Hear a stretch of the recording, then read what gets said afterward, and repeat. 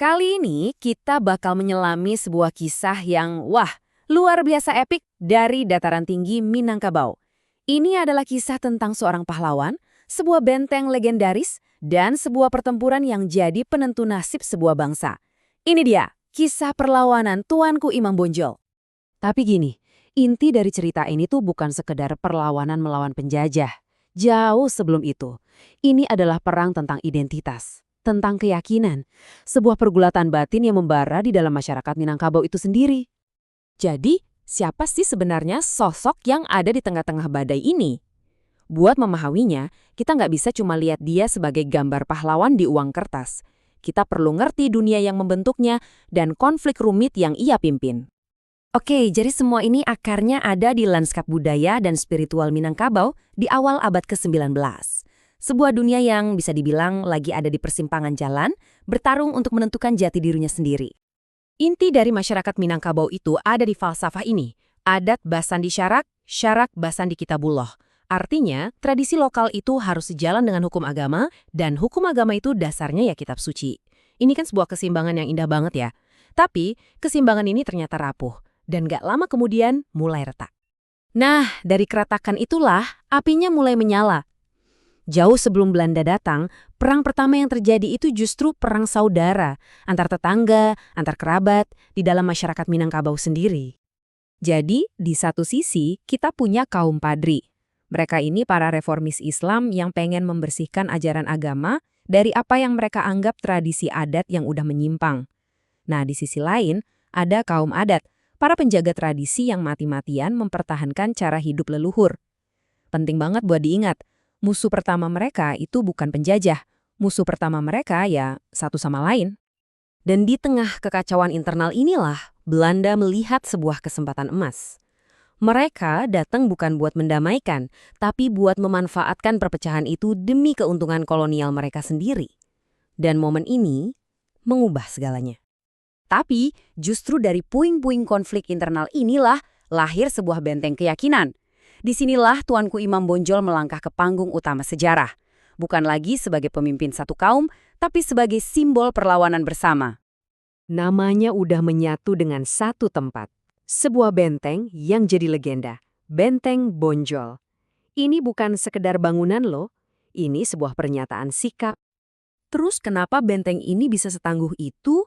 Soalnya pertahanannya bukan cuma tembok buatan manusia, tapi alam itu sendiri.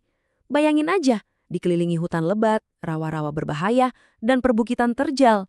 Bonjol tuh hampir mustahil ditembus. Benteng ini jadi lambang fisik dari keyakinan dan perlawanan mereka. Coba deh bayangin, lebih dari 15 tahun. Selama itu loh Belanda berusaha menaklukkan benteng ini, dan selama itu pula mereka gagal. Ini bukan sekedar angka, ini adalah bukti ketangguhan, strategi brilian, dan semangat perlawanan yang dipimpin oleh Imam Bonjol.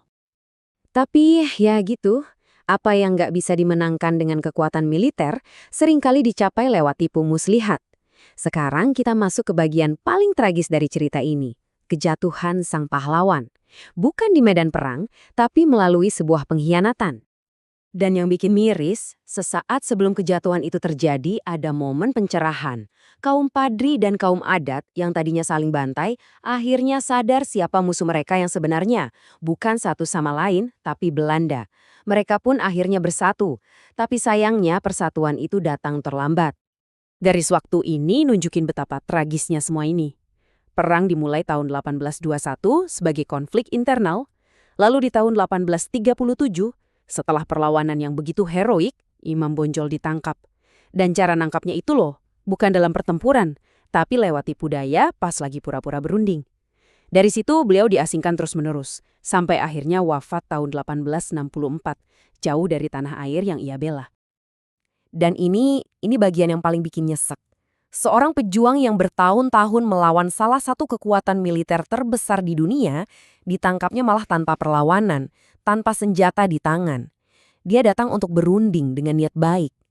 Benar-benar akhir yang tragis untuk perlawanannya. Jadi, gimana kita seharusnya mengingat beliau? Sejarah itu jarang banget hitam putih. Warisan Imam Bonjol itu jauh lebih kompleks dan berlapis daripada sekedar pahlawan satu dimensi.